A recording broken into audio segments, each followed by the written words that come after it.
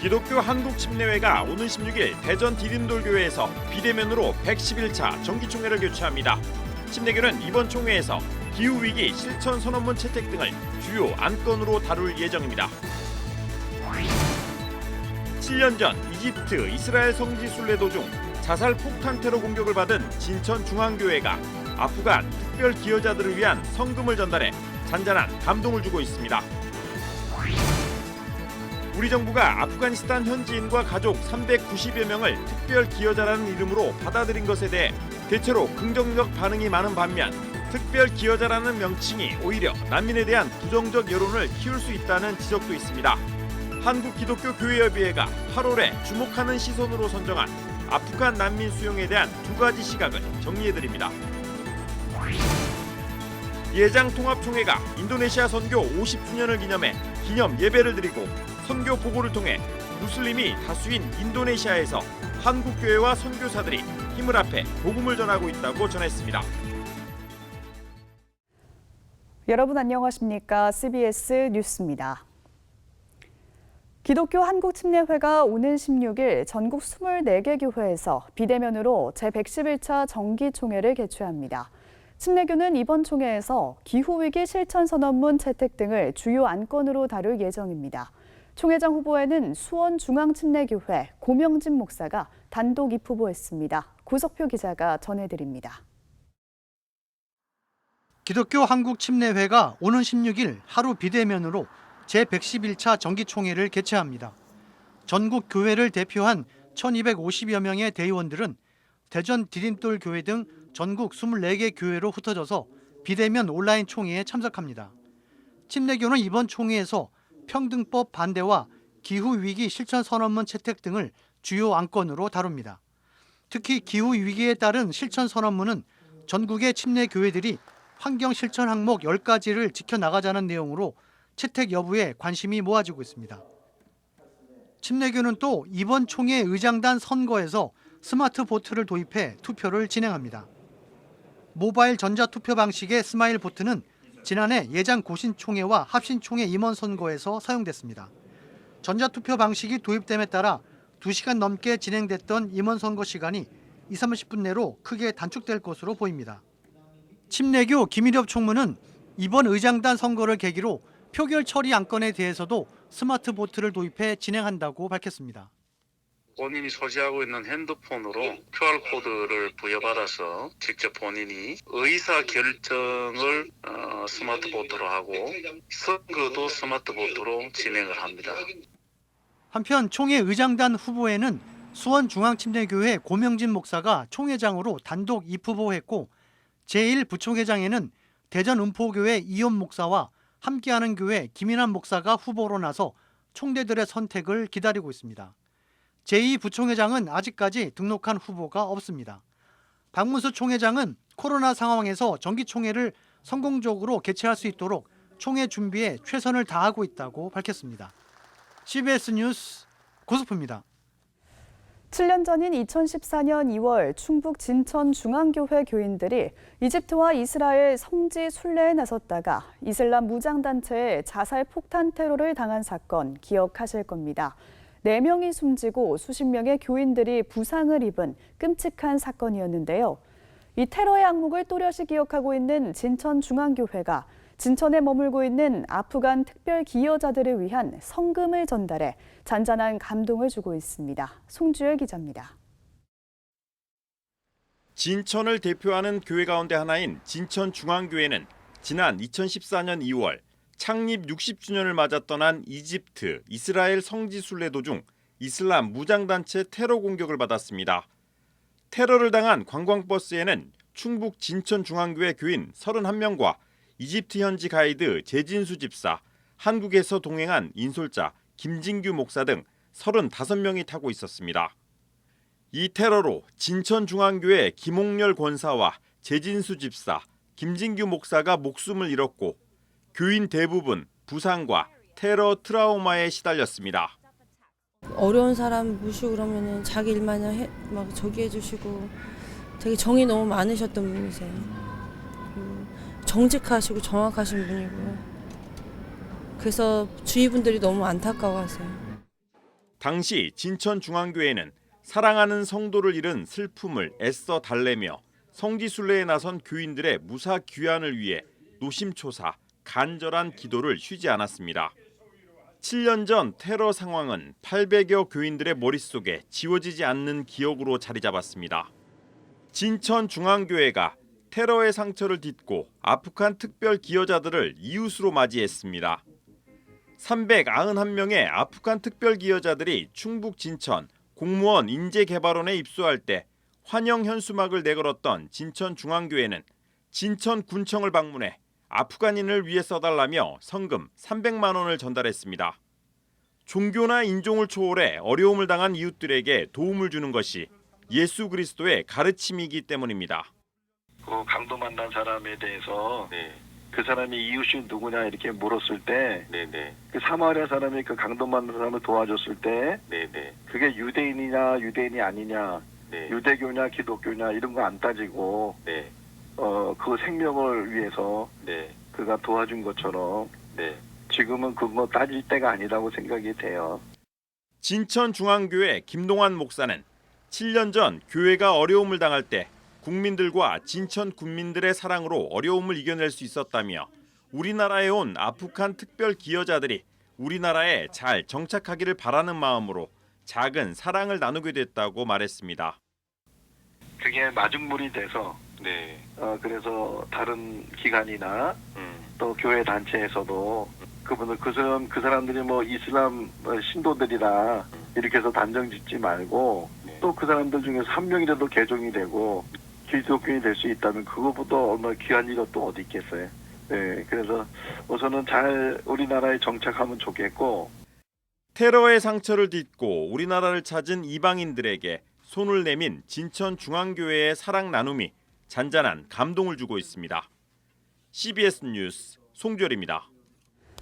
우리 정부가 아프가니스탄 현지인과 가족 390여 명을 특별기여자라는 이름으로 받아들인 것에 대해 대체로 긍정적 반응이 많습니다. 반면 특별기여자라는 명칭이 오히려 난민에 대한 부정적 여론을 키울 수 있다는 지적도 있는데요. 한국기독교교회협의회가 아프간 난민 수용에 대한 두 가지 시각을 8월에 주목하는 시선으로 선정했습니다. 최경배 기자가 전합니다. 사회 주요 현안 가운데 기독교인들이 생각해볼 만한 주제를 선정해 매달 발표하고 있는 한국기독교교회협의회 언론위원회가 8월에 주목하는 시선으로 아프간 난민 수용에 대한 두 가지 시각을 선정했습니다. 아프가니스탄에서 미군이 20년 만에 철수하고 탈레반이 정권을 장악하면서 수많은 사람들이 탈레반의 보복과 박해를 피해 탈출하고 있습니다. 우리나라는 사태 초기에 군사작전을 펼쳐 정부 기관에서 일했던 아프간 현지인과 가족 등 390명을 특별 기여자라는 이름으로 받아들였습니다. 난민이 아닌 특별 기여자란 이름 때문인지 아프간 사람들을 수용하는 것에 대해 긍정 여론이 형성됐습니다. 한국기독교교회협의회도 우리 정부가 인도적 차원에서 분쟁 지역의 외국인을 국내로 이송한 것은 사상 처음 있는 일이며 큰 의미가 있다고 평가했습니다. 특히 급박한 상황에서 신속한 결정에 이은 치밀한 계획과 기발한 발상으로 대상자 전원을 구출한 정부와 관계자들의 노력은 칭찬받을 만하다고 말했습니다. 교회협의회는 그러나 정부가 특별 기여자라는 명칭을 쓴 점에 대해선 아쉬움을 표했습니다. 정부가 이슬람교에 대한 부정적 인식 등을 감안해 기존의 보수적인 난민 정책에서 벗어나지 못하고 있다고 지적했습니다. 교회협의회는 유엔 난민기구의 난민에 대한 정의에 비춰보면 우리 정부가 받아들인 아프간 사람들은 난민이라면서 난민 수용에 대한 반대 여론을 의식한 정부의 고민을 이해하지만 새로운 규정과 법령을 마련하면서까지 다른 난민들과 선명하게 금을 긋는 것은 수긍하기 어렵다고 말했습니다. 특히 기여한 바가 있는 사람만 골라 남다른 시혜적 대우를 하는 것은 우리 정부가 가입한 난민의 지위에 관한 협약의 인도적 정신과 반차별주의에도 위배된다고 꼬집었습니다. 교회협의회는 2018년 제주도 예멘 난민 사태를 계기로 우리 사회에 난민 혐오 정서가 극명하게 드러났다면서 범죄, 테러 위험, 국민 부담, 이슬람 포비아 등이 난민 반대 정서를 키웠다고 설명했습니다. 그러면서 한국인은 미국에선 아시아 증오범죄의 표적이 되면서도 국내에선 비백인, 유색인을 낮춰보는 자기 모순도 있다고 말했습니다. 교회협의회는 성경은 나그네를 환대함에 있어서 어떤 조건이나 구분이 있어서는 안 된다고 가르친다는 점을 강조하면서 난민에 대한 보다 진지한 사회적 논의가 필요하다고 촉구했습니다. 교회협의회는 현실적으로 모든 난민 신청자를 수용할 수는 없겠지만 교회는 이상을 지향하며 예언을 선포해야 할 사명이 있다는 생각에서 아프간 난민에 대한 두 가지 시각을 주목하는 시선으로 선정했다고 밝혔습니다. CBS 뉴스 최경배입니다. 예장통합총회가 인도네시아 선교 50주년을 기념해 어제 기념 예배를 드렸습니다. 선교 50주년 기념대회 준비위원장 김동찬 선교사는 선교 보고를 통해 1971년 첫 선교사를 파송한 뒤 교단에서 지금까지 연 인원 162명의 선교사를 파송했다며 현재는 선교사 104명이 현지에서 사역을 감당하고 있다고 밝혔습니다. 또 인구 87%가 무슬림인 인도네시아는 전 세계에서 단일 국가로는 무슬림이 가장 많은 나라지만 이슬람 국가는 아니라면서 하나님께서 비자와 사역의 문을 열어주셔서 무슬림이 다수인 인도네시아에서 한국교회와 선교사들이 힘을 합해 복음을 전하고 있다고 전했습니다. 한국침례신학대학교가 1인당 장학금 수혜 금액이 높은 대학으로 2년 연속 전국 최상위권을 차지했습니다. 2021년 대학 알림이 장학금 수혜 현황에 따르면 한국침신대는 재학생 1,315명에게 1인당 583만 원의 장학금을 지급해 장학금을 많이 주는 대학 지난해 5위에서 올해 2단계 상승한 전국 3위를 차지했습니다. 침신대는 올해도 대학 핵심 가치로 추진하고 있는 성적 향상 장학금을 신설해 1학기 학업 성적이 향상된 학생 200여 명에게 1인당 30만 원씩 지급할 예정입니다. 구프랜드 복지재단이 오는 26일부터 다음 달 2일까지 제5회 온택트 생명사랑 생명나눔 걷기 축제를 개최합니다. 이번 행사는 세계 자살 예방의 날이 있는 9월을 맞아 생명의 가치를 되새기자는 취지로 마련됐습니다.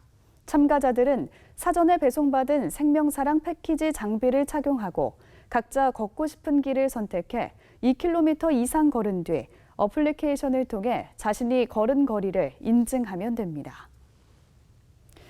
기아 대책이 취약국가 아동을 위한 성폭력 예방 교육을 전개합니다.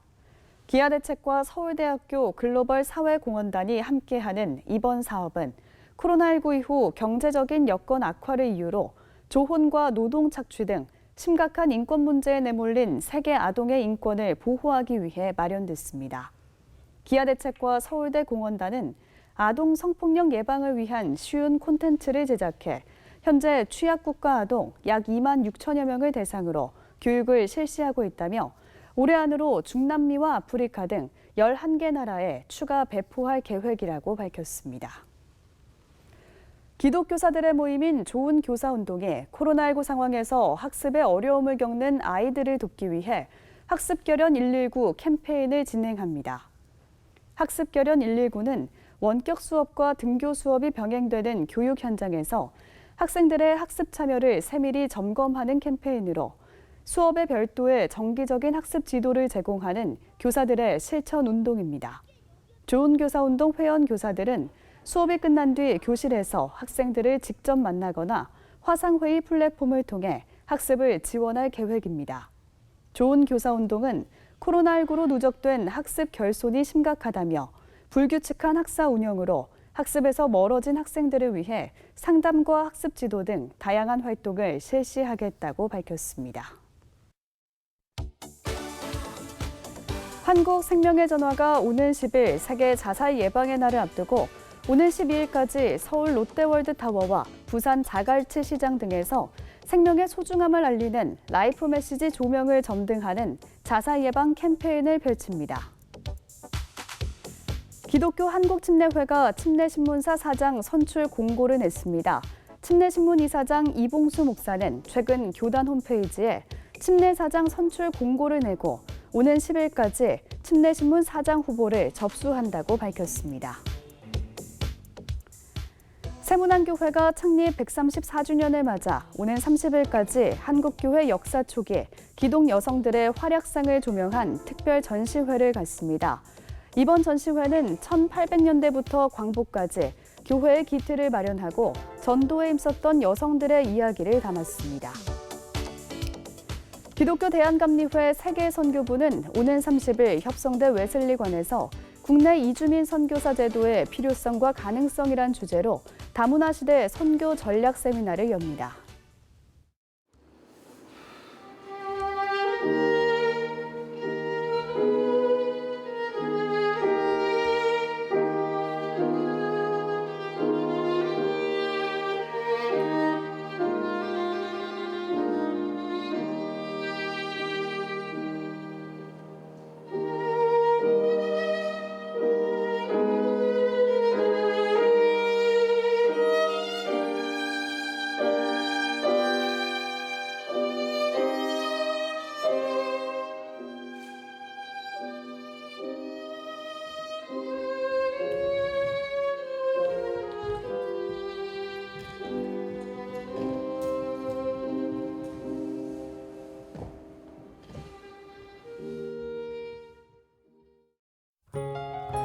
내일 수도권과 강원도는 대체로 맑겠지만 다른 지역엔 구름이 많겠습니다. 새벽엔 곳곳에 짙은 안개가 끼는 곳도 있어 교통안전에 유의하셔야겠습니다. 내일 아침 최저기온은 15도에서 22도, 낮 최고기온은 26도에서 30도로 예상됩니다. 이상으로 뉴스를 마칩니다. 함께해 주신 여러분 고맙습니다.